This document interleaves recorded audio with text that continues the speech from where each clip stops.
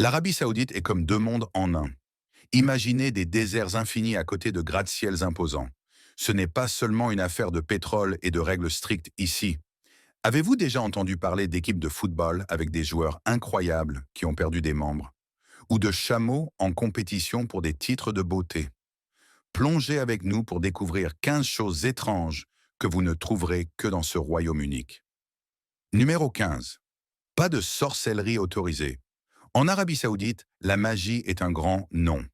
Pensez au tour de magie, au sort, à la divination, voire à la lecture de livres sur des sorciers et des sorcières. Tout cela n'est pas autorisé. C'est un pays où ils prennent leur religion très au sérieux. À leurs yeux, la magie et la sorcellerie sont comme mentir sur leur foi. Maintenant, ils ne se contentent pas de dire « pas de magie, s'il vous plaît ». Ils ont une équipe spéciale juste pour cela. Elle s'appelle le Comité pour la promotion de la vertu et la prévention du vice, alias le CPVPV. Cette équipe a un rôle qui mêle détectives de magie et enseignants. Ils expliquent aux gens pourquoi la magie est mauvaise, trouvent ceux qui pratiquent la magie et confisquent leurs objets magiques. Le CPVPV est à la recherche de magie depuis 2009. Ils ont trouvé de nombreuses personnes engagées dans des activités magiques. Certains étaient des travailleurs d'autres pays. On disait qu'ils utilisaient la magie pour nuire aux autres. D'autres venaient d'Arabie Saoudite elle-même. Ils possédaient des livres ou des vidéos de magie, ou même prétendaient pouvoir voler ou guérir des gens avec des pouvoirs spéciaux. Vous vous souvenez de Harry Potter et de son monde magique? En Arabie Saoudite, Harry et ses amis ne sont pas les bienvenus. L'équipe du CPVPV pense que de telles histoires peuvent confondre les jeunes esprits. Ils ont confisqué et détruit de nombreux livres, jouets et autres objets magiques liés à Harry Potter. Numéro 14. L'eau est trop chère. Croiriez-vous si on vous disait qu'en Arabie Saoudite, l'eau coûte plus cher que le pétrole? Oui, c'est exact. Cette terre de vastes déserts et de températures caniculaires a un grand problème. Pas assez d'eau. Maintenant, il ne s'agit pas seulement d'avoir une offre limitée, mais aussi du coût de tout cela. C'est si rare et précieux qu'elle finit par coûter plus que le pétrole pour lequel ils sont célèbres. En 2019, la Banque mondiale a partagé des chiffres impressionnants. Un mètre cube d'eau en Arabie Saoudite coûte 0,09 $, tandis qu'un litre de pétrole ne coûtait que 0,06 $. Faites le calcul et vous verrez. L'eau est environ une fois et demie plus chère que le pétrole là-bas. L'Arabie Saoudite, entourée de sable sur des kilomètres et des kilomètres, n'a que 89,5 mètres cubes d'eau par personne chaque année. Comparé à la moyenne mondiale de 6000 mètres cubes, vous pouvez voir pourquoi c'est un si gros problème. Comment obtiennent-ils leur eau, demandez-vous? Principalement de deux endroits, le sol et la mer. L'eau souterraine est ce que la plupart des gens boivent et utilisent, mais elle s'épuise rapidement. L'autre moitié provient d'un processus très complexe qui retire le sel de l'eau de mer. Mais purifier l'eau de mer coûte cher et consomme beaucoup d'énergie. Devinez d'où provient cette énergie? Du pétrole. Environ 15% de celui-ci. De nombreux facteurs font que les gens ont besoin de plus d'eau. Il y a plus de gens, plus de villes, plus d'usines et des fermes qui en ont besoin pour cultiver de la nourriture. En 2020, il y avait 35 millions de personnes vivant là-bas et d'ici 2050, on estime qu'il y en aura 45 millions. L'agriculture consomme la plus grande part d'eau, utilisant pas moins de 80% de celle-ci.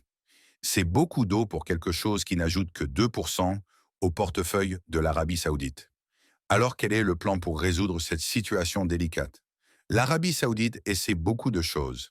Ils augmentent le prix de l'eau, réduisent la part qu'ils contribuent à son coût et essaient d'inciter les gens à en utiliser moins. Il y a même un programme spécial nommé Katra qui espère aider les gens à réduire leur consommation d'eau de manière significative, de 43% d'ici 2030. Numéro 13. Pas de travail que des prières. En Arabie Saoudite, il y a un rythme particulier au quotidien. Non, cela ne concerne pas le fait de pointer à l'entrée et à la sortie du travail. Il s'agit des 5 pauses pour la prière qui se déroulent chaque jour. C'est comme si tout le pays appuyait sur un bouton pause et tout s'arrête.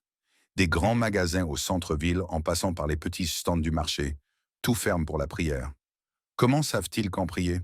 Tout dépend du soleil. Au fur et à mesure qu'il traverse le ciel, Il leur indique quand il est temps de s'arrêter et de prier. Et la façon dont l'Arabie saoudite détermine cela est en utilisant la méthode al-Qura. C'est leur calculateur solaire spécial. Maintenant, voici la partie amusante. Imaginez que vous êtes en train d'acheter un cadeau ou que vous profitez d'un repas dans un restaurant. Soudain, c'est l'heure de la prière. Tout s'arrête. Les magasins ferment leurs portes, les cuisines se font silencieuses et les gens vont prier. Cette petite pause dure environ 15 à 22 minutes, juste assez pour les prières. Pour ceux qui ne le savent pas, cela peut sembler surprenant. Pourquoi tout ferme-t-il? Mais pour les habitants, c'est une partie précieuse de la vie. C'est comme une courte pause pour se reconnecter avec leur foi, pour respirer et pour prendre un moment loin de l'agitation. Ce n'est pas pour compliquer les choses, c'est pour s'assurer que tout le monde a la chance de prier sans distraction. Numéro 12. Pas de contraception. L'Arabie saoudite est un endroit avec de nombreuses traditions. Un sujet qui attire beaucoup d'attention là-bas est la contraception. Maintenant, vous pourriez penser, puis-je obtenir mes contraceptifs habituels en Arabie saoudite? Eh bien, c'est une réponse à la fois oui et non. Des choses comme la pilule, les préservatifs et ces petits dispositifs appelés stérilés, vous pouvez généralement les trouver dans le pays. Mais la partie délicate est de savoir où et à quel point vous pouvez les obtenir facilement. Et il y a une autre chose, la pilule du lendemain. Cela, c'est un non en Arabie saoudite. Mais si vous n'êtes pas marié, obtenir ces articles de contraception peut être un défi. Pourquoi? Parce qu'être intime avant le mariage est un gros tabou en Arabie saoudite. Certains magasins pourraient même demander « êtes-vous marié ?» avant de vous vendre quoi que ce soit. Et d'où vous venez peut changer la façon dont vous êtes traité à la pharmacie.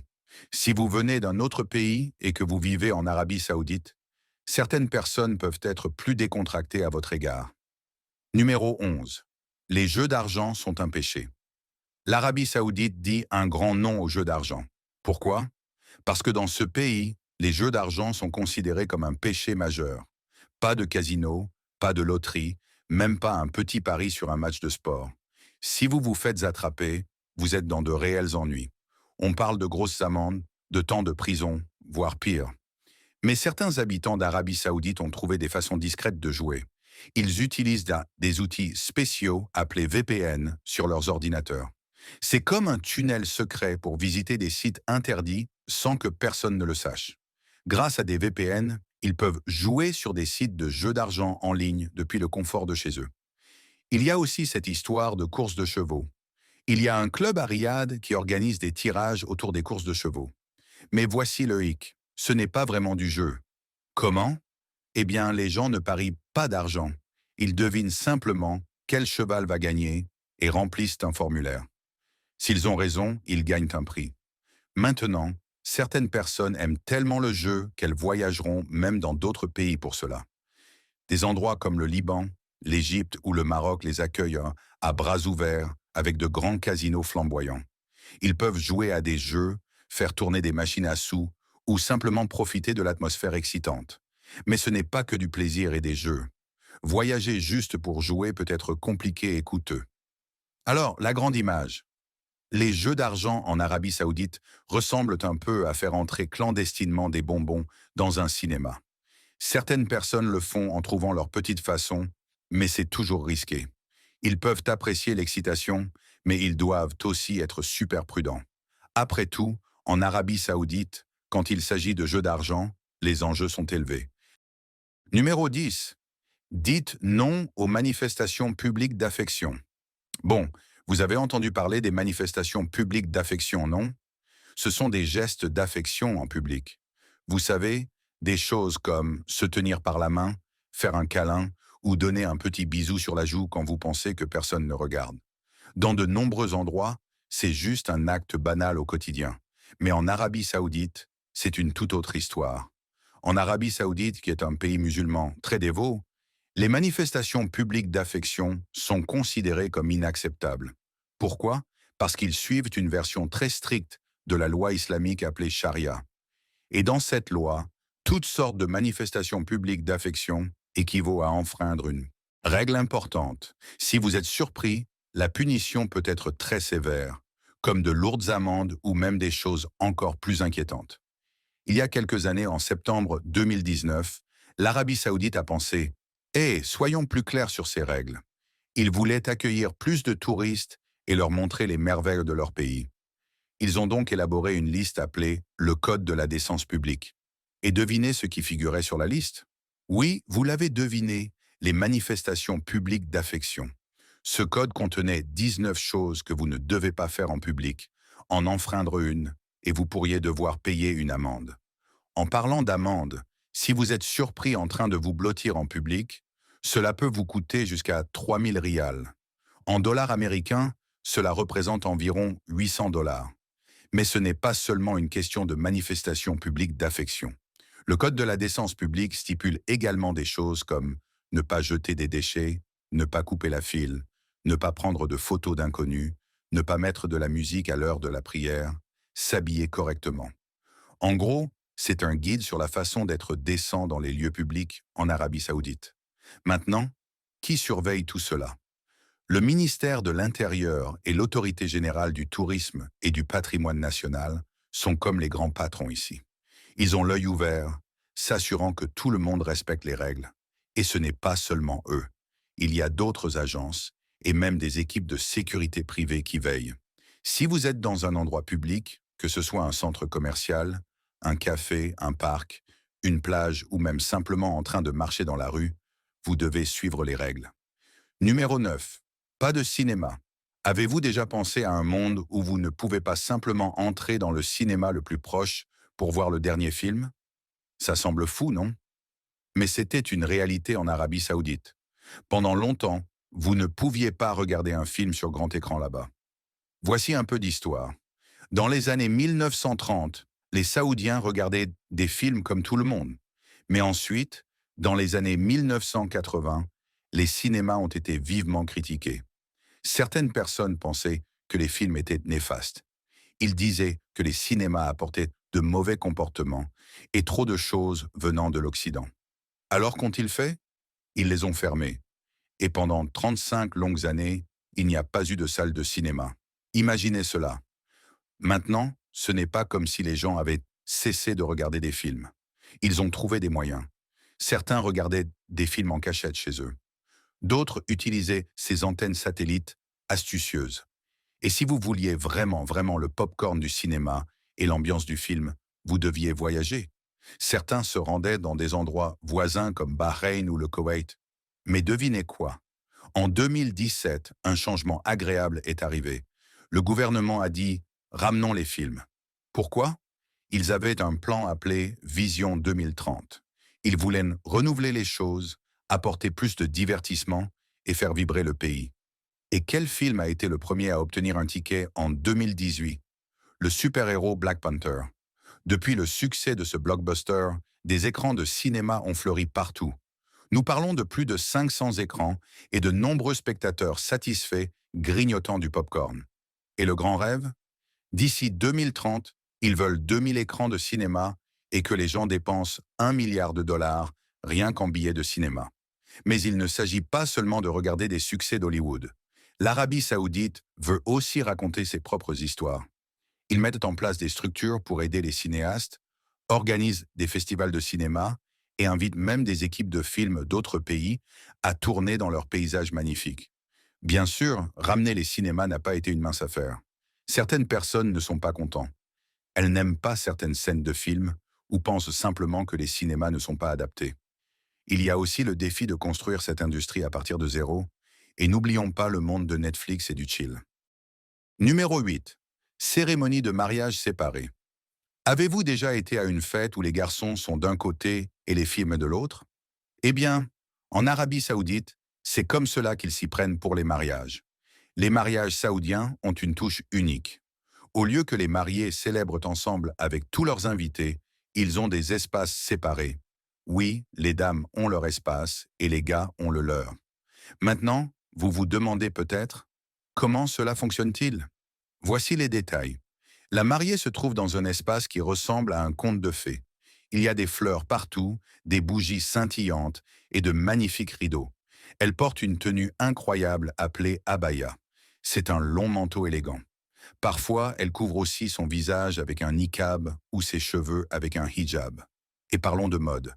Elle peut changer de tenue plusieurs fois dans une seule soirée.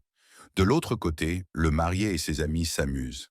Le marié a l'air chic dans un tobe, une longue robe blanche. Il porte également un manteau élégant et peut avoir un foulard coloré appelé shemak sur sa tête. Et qu'est-ce qu'il mange? Des plats délicieux.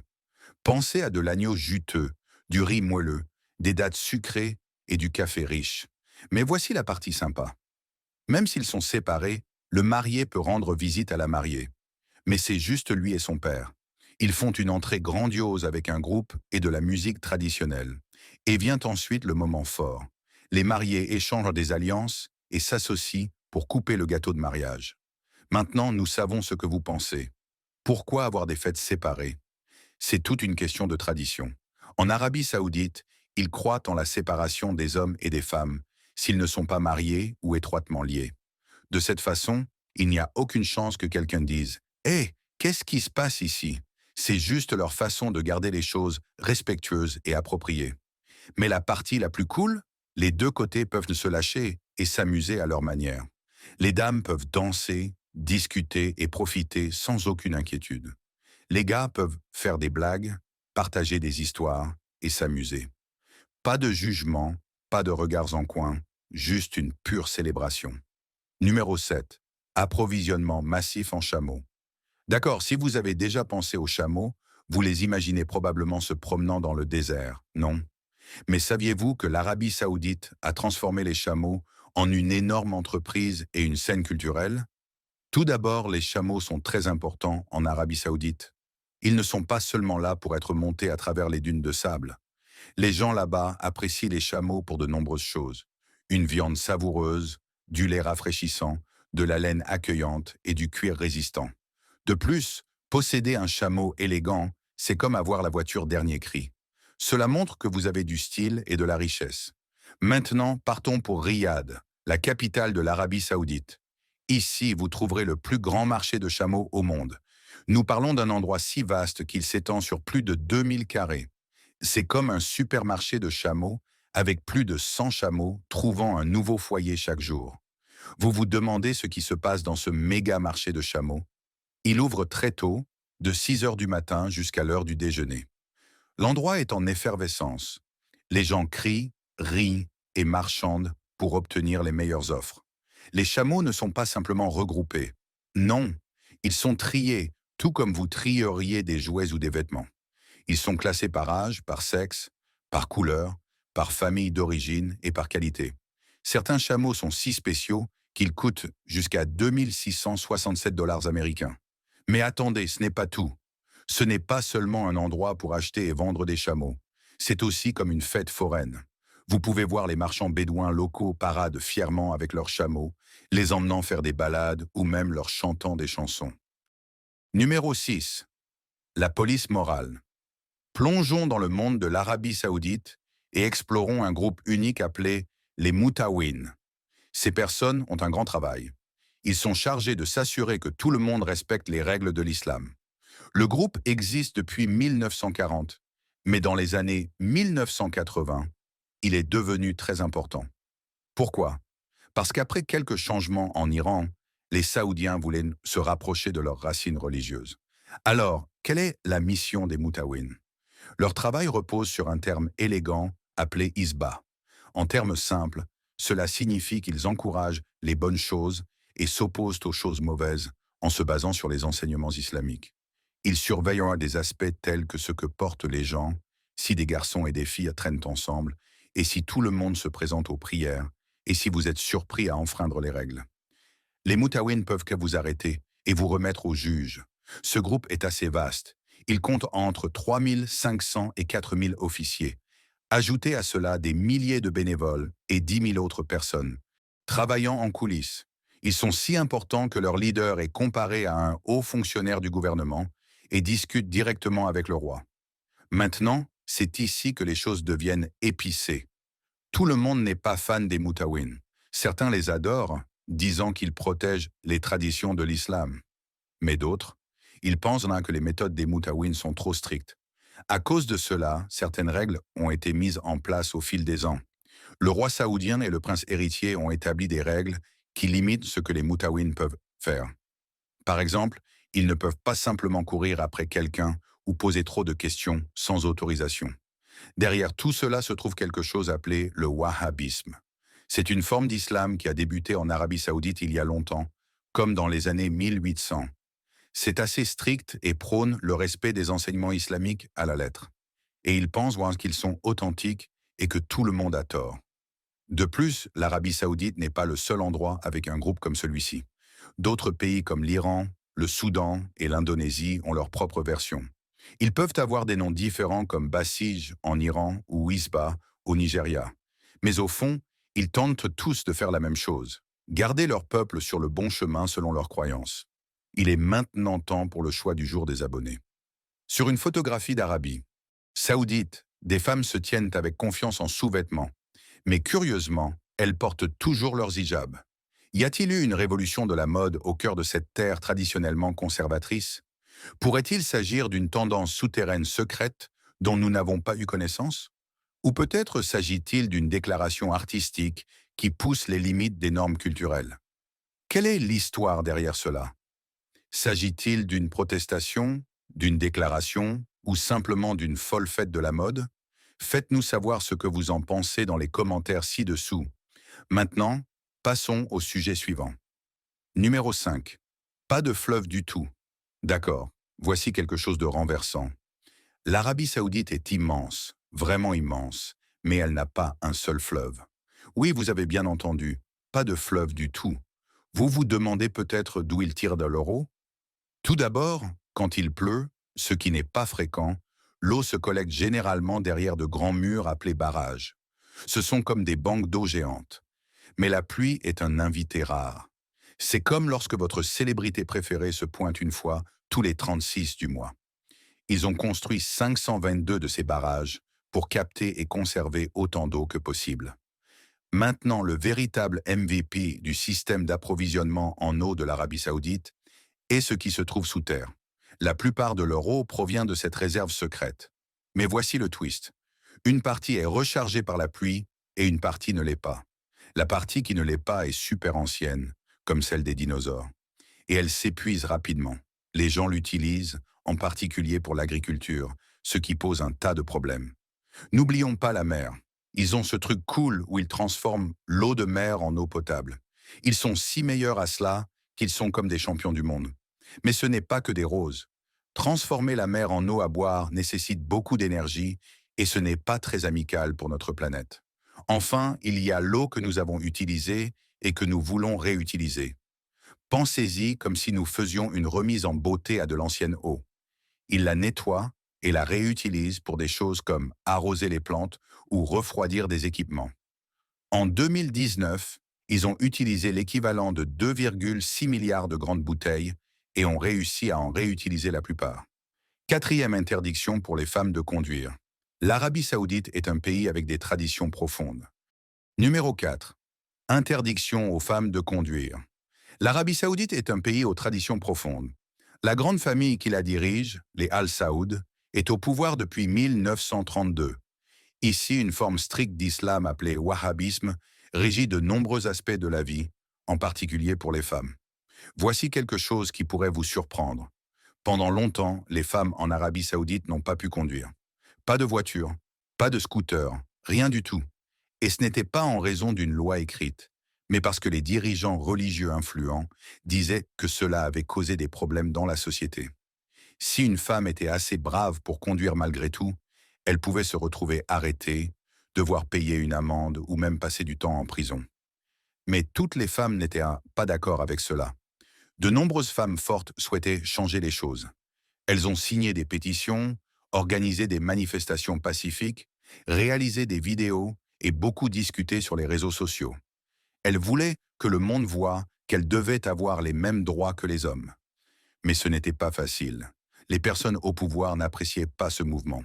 Elles arrêtaient parfois les femmes qui s'exprimaient et répandaient même des histoires fausses à leur sujet. Puis, en 2017, une grande nouvelle est tombée. Le roi a déclaré qu'en juin de l'année suivante, les femmes pourraient conduire. C'était colossal. Beaucoup de gens étaient ravis que les choses changent, surtout parce qu'un jeune prince, Mohammed Ben Salman, était déterminé à moderniser le pays. Mais voici le retournement. Juste avant que les femmes ne reçoivent le feu vert pour conduire, certaines de ces femmes qui avaient le plus crié pour le changement ont été arrêtées. Les gens disaient qu'elles représentaient un danger pour le pays.